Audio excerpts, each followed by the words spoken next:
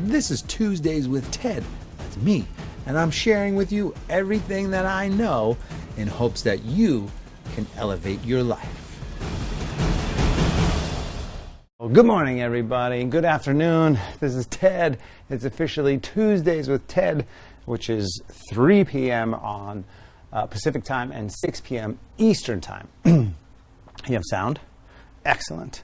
So what I wanted to do today at first was talk all about hate, and because of Charlottesville, and I thought this is just ridiculous how people are coming together and protesting things that they believe in, which I totally believe in, standing up for your rights, of standing up for what you believe in, but in a peaceful way. And I just felt like I could not let an event like this in our culture, in our society, go by without actually saying something about it. So I was going to do a whole thing about hate and equality and how we need to get our heads out of our asses and actually just love each other. Like, what's the big deal? I mean, you can have your belief and I can have my belief and we can live together. Right? Isn't that what this country is founded on? It's what we believe, right? That's at least my thought, right? And I thought, well, I could sit here and I could talk about all this kind of stuff and, you know, extremism on both sides, right? I don't get too political because for me, I respect people's beliefs. So I like to take the conversation a little bit higher than politics. And I like to live my life in a way where regardless of what I believe, I'm going to be as happy as I can be. And I guarantee you, or at least I would hope, that whether you're on the left side or the right side, the red side or the blue side, or the extreme side or the moderate side, that you want to live a decent life, right? And you want to be happy and you want to be healthy. And I don't believe in anger. And it's important based on what's happening in our world for me to talk about this just for a short moment. And then we're going to go to forearm balance, which I know you're all going to love. But it's really simple to just say, look, the only way that we're actually going to find some unity in our country and in our world is if we talk together with people who don't believe what we believe. But what we have to do is respect the other person's beliefs. And at sometimes we're going to have to agree to disagree, but not hurt the other person because they believe something. That to me just seems like, you know, archaic. You know, I grew up and my mom was, she was part of the foster system where she would bring kids into our homes regardless of color or religion or, you know, black, brown, green, purple, and gray. It didn't matter. I would come home and there'd be 3 or 4 kids there. And my mom would say, oh, this is Charlie and Henry and Jack and, you know, Susie. And they'll be staying with us for a couple of weeks because these kids didn't have parents. They didn't have homes to stay in. So my mom was kind of a transition until the county, Suffolk County in California, and Long Island, New York, until the county found a proper home for them. And my mom is one way my mom made a couple extra bucks. So for me, I wasn't going to treat these kids differently because they had a different color skin than I had, or because they believed something different, you know, religion or skin. It didn't matter. So I got that teaching from my mom, was a great example of equality at a very young age. And I continue to believe that. So I know there's a lot of people who are on very different sides. Personally, I believe in equality. I believe in humanitarianism. I want to help people who suffer, right? And even people who believe in stuff I don't believe. I believe that there's a way that I can possibly help someone live a better life. And that's part of the reason I do what I do. And I'm not going to go on too long about that stuff. Now we're going to get into some forearm balance and some actual yoga. But my plea to you, essentially, if you're watching this, is to take a moment. And if you have these strong beliefs and you believe that you're different than somebody else, or you believe that your way is better than somebody else's way, just check in with yourself for a moment and see, even if you think your way is better, do you need to hurt that person because you think your way is better, or can you accept that person for what they actually believe in? Now, I'm not saying it's okay for the other person to go hurt somebody, right? That's not okay. It's not okay. It's a crime to actually hurt somebody or kill somebody. But it is okay to accept someone if they have a different belief system than you. And that's just what I want to get across, is that we have to start changing our world and accepting what people believe, even if it's not what you believe. So see if you can do that. That'd be great. Now on to the show. On to Forearm Balance. So those of you that have done the 3-week yoga retreat, you know my core session in that. It's a Beachbody program that I created with 3 other awesome yoga teachers. And my 3rd week, the progression week, the first day is core.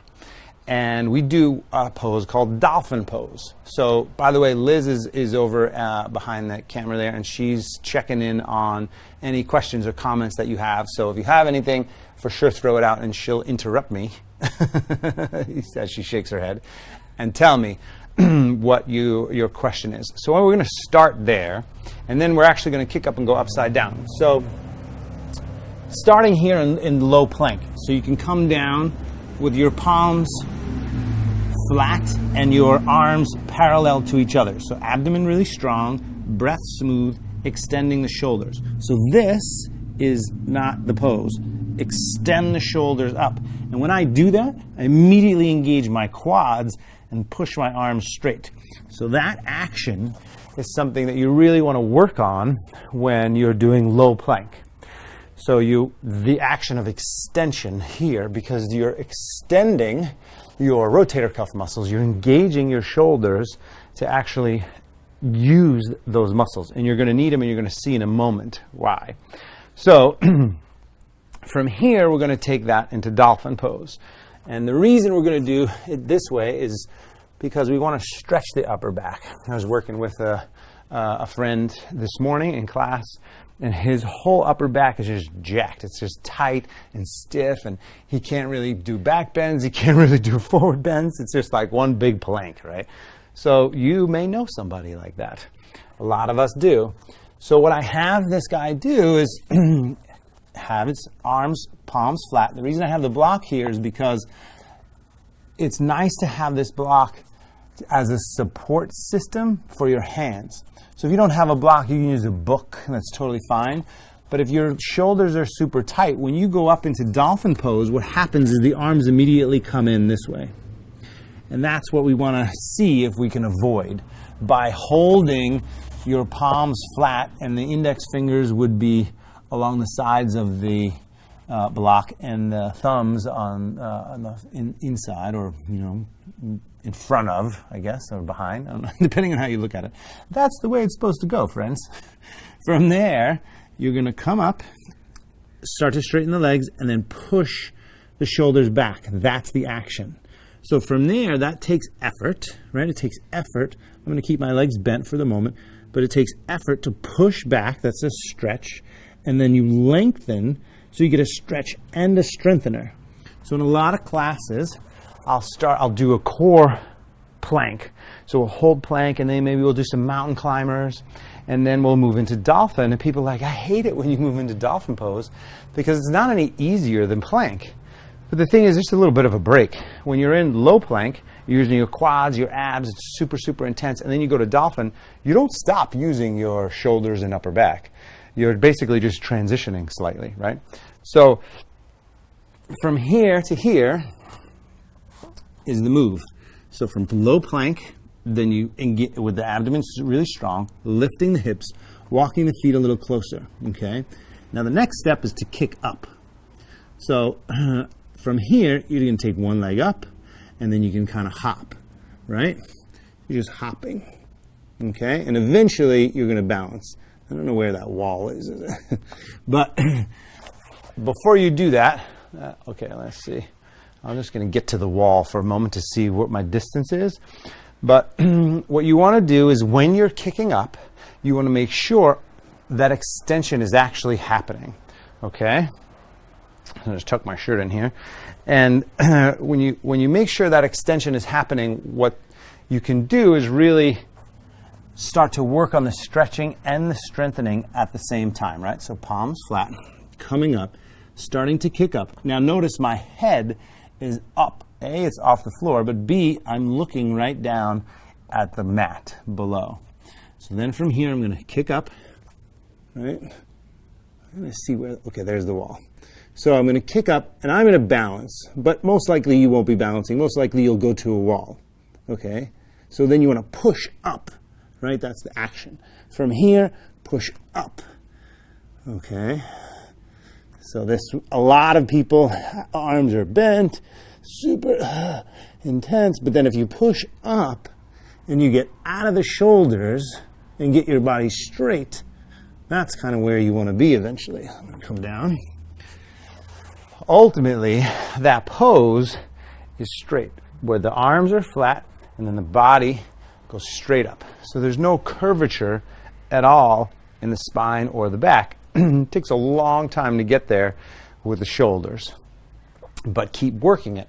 So even if you're at the wall, so I'll just kind of move a little bit toward the wall so you can try an exercise at home if you feel comfortable. If this is totally science fiction, don't worry about it. Just keep working the shoulders and start to build the strength it takes to actually get up. But I'm just going to turn myself a little bit and get to the wall. There's the wall. Once you're up at the wall, you can start to build the strength and you can use the wall to help yourself balance. Notice my head is still up, shoulders extended, right? Tapping off the wall slightly, working on the balance. As you become more comfortable, you start to be able to move around a little bit without using the wall. Right? It's there, but start to play with it a little bit. So that's forearm balance. Now, by the way, if some of you I know are big pull-up people and weightlifters, and so there's no way this is going to happen for you yet. You'll have to bend your back so much just to get upside down, which I've seen before. If this area for you is super tight, then you have to bend the back so much just to get your legs up. And I know that can be challenging on the spine. So for you, just get up there and work the heck out of that pose, right? So just keep working it as much as possible. So now what we're going to do is go upside down the way I was originally taught. So forearm balance is more like this. This is actually Pinchamayurasana, which is a different pose, but you can do it this way as well. If you feel like once you get up, that block comes out. In other words, that happens, which has happened to many people. Then it just means your shoulders aren't ready to move in that direction. And what you can do is interlace the fingers. Now, actually, believe it or not, this is less stable, but in the beginning for me, this was more stable. So you kind of interlace the fingers here, and you're creating a kind of an upside down V with your arms. And from here, you're looking down still and gently kicking up, right? There we go. And you just have to know when to kind of push down into the fists and then push up. But that's the action, and the abdomen has to be strong. So you're going to lift and push out of that, out of your shoulders, right? So we're going to do a couple other things here and see if we can. How are we doing over there, Liz? Any? They're all saying it looks too easy. It's taken 20 years of practice. And it definitely was not that easy. So one of the ways that you can do this, actually, to make it a little bit like a preparation for it, is against the wall the other direction. Right? So we did this weekend. Greg Louganis and I did our little handstand workshop, which was great. Liz was there. Did you enjoy that, Liz? I did. I loved it.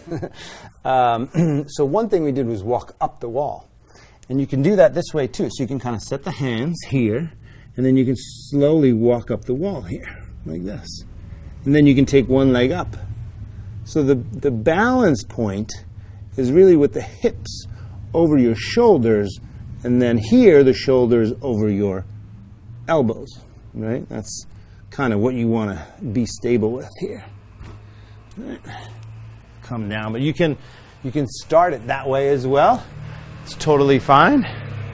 And And when you're against the wall, whether you're this way against the wall or the other way against the wall, what I think one of the biggest things for me that allowed me to kind of shift the mentality of, wow, this has been so hard, this has been so hard, this has been so hard, and then kind of break open that experience and then have go, oh, wow, it's actually a little bit easier. And what happens is when you start to do things that aren't necessarily traditional, for instance, moving around in the pose. So you get upside down, and for most people, it's like, oh my gosh, I'm upside down, I can't believe it, oh my gosh, I'm upside down. Well, that's great. Once that happens, already be going to the next point. Be upside down, but maybe move around a little bit. So one of the things I like to do here, once I get upside down, is to do some push-ups. So from here, I'll go upside down, and then once I'm up, right, my elbow, hang on, stand by. My elbow is on a kind of a rocky thing. So once I go up, right, from here, I start to go down and up and down and up and down and up, right? And eventually I start to get a little tired, so I bend my knees a little bit, which helps with the balance.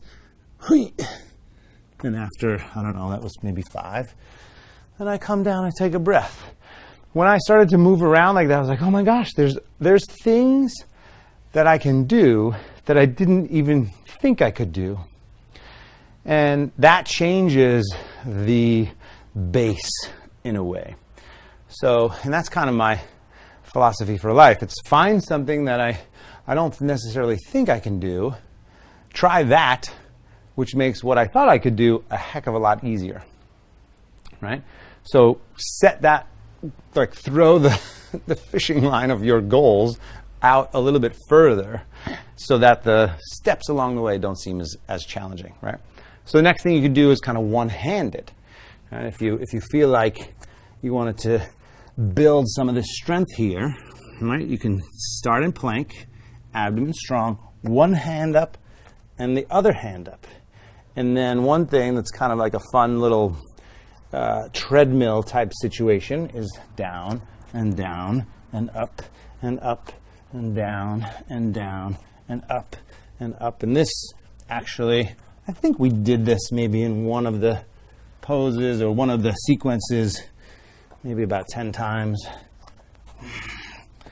But if you can do this, what you don't want to do, watch my hips as bounce side to side, right? This is not it. This is kind of like cheating because you're bouncing and you're using momentum with the hips. What you want to do is keep the hips super strong and kind of intact with your torso and midsection. Straighten one arm, push up, and then down. So as little hip movement as possible. So it becomes much harder and much more core to work on as you're doing that. All right? That's a fun little exercise to build the upper body. And if you have nothing else to do, why not do 10 of those? We have a question. Yeah. From Sue Hennessy. Mm-hmm. As you know, I'm a fan of the gym, but I'm finding I'm becoming limited due to the hips not agreeing to the exercise. Perhaps you can give me a few ideas for stretching the hip flexors. Stretching hip flexors, yes, because we can definitely do that. And it's perfect timing because I'm a little tired now. So Sue, thanks for the question.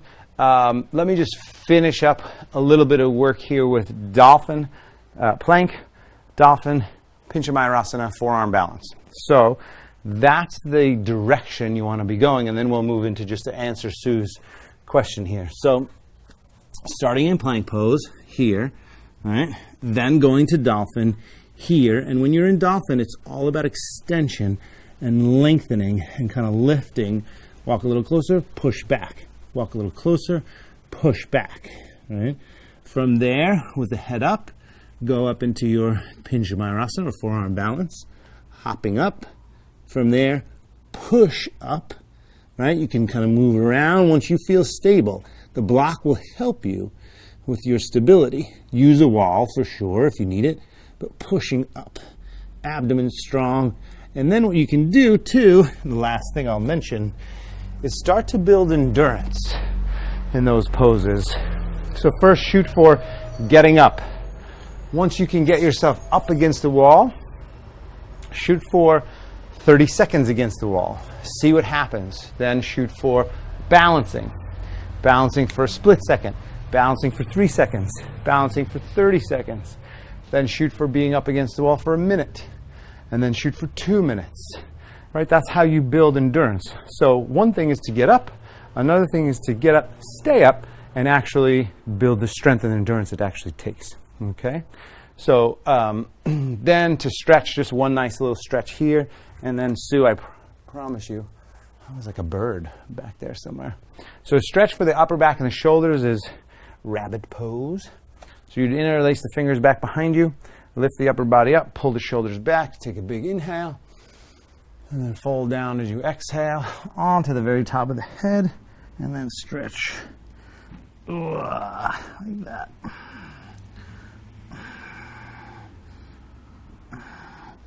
So that is a good stretch for the upper back and the shoulders. All right, so now we'll just take a couple minutes here. The last few minutes that I have left, I always keep these to 30 minutes. And so I'm at 23 now.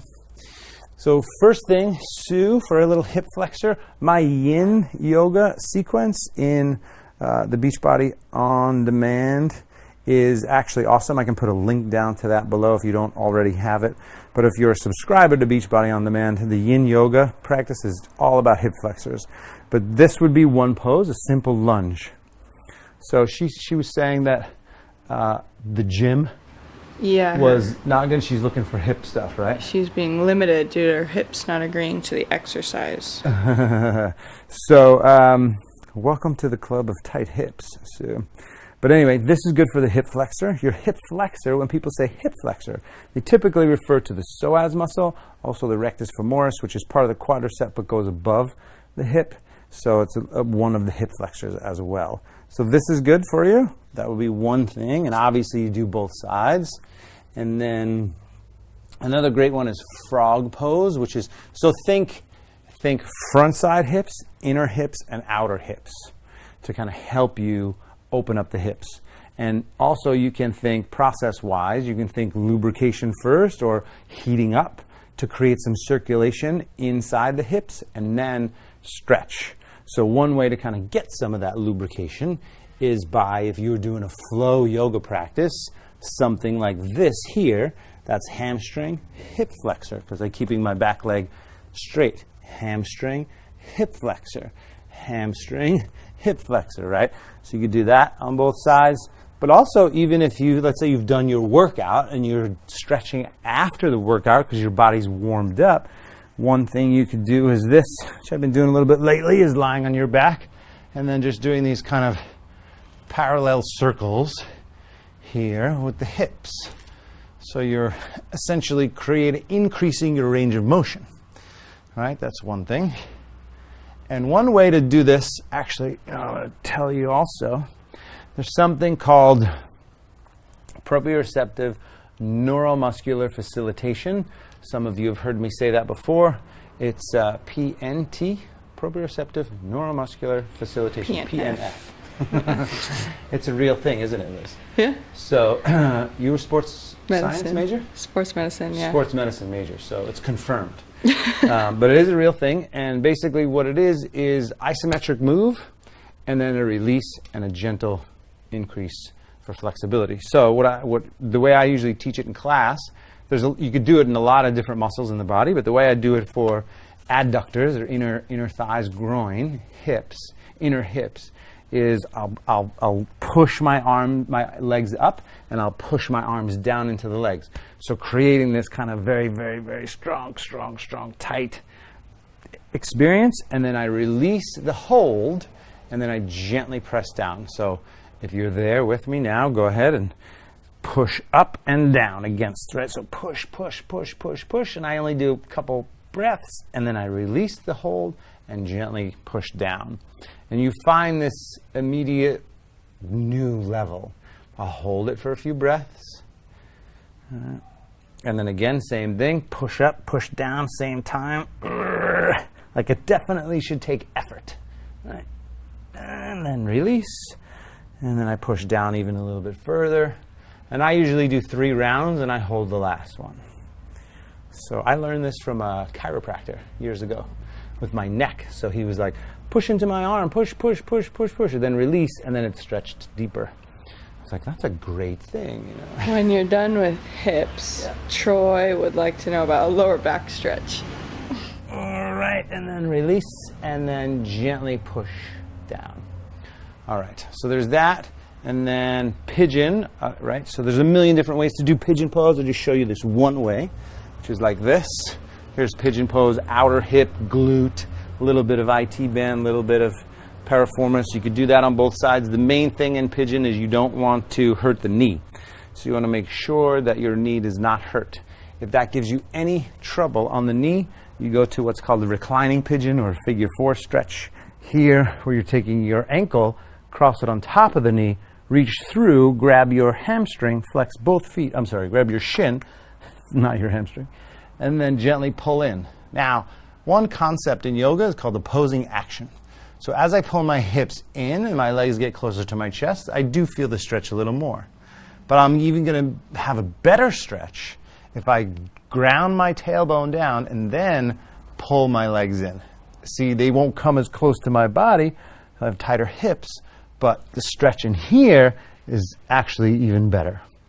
So that's your front side with the lunge, inside. You could also do frog pose too, which you can search for, and then the outer hip. So think about that, Sue. That's your long answer to a short question, but the hips are very complex. So it was Troy. Troy asked for back. Actually, lower back stretch. Lower back stretches. Because I have a block here, I'm actually going to give you a super cool thing to do for your lower back. The first thing that I recommend anybody do is just cat and cow tilts. Inhale and exhale. And you always have to go easy.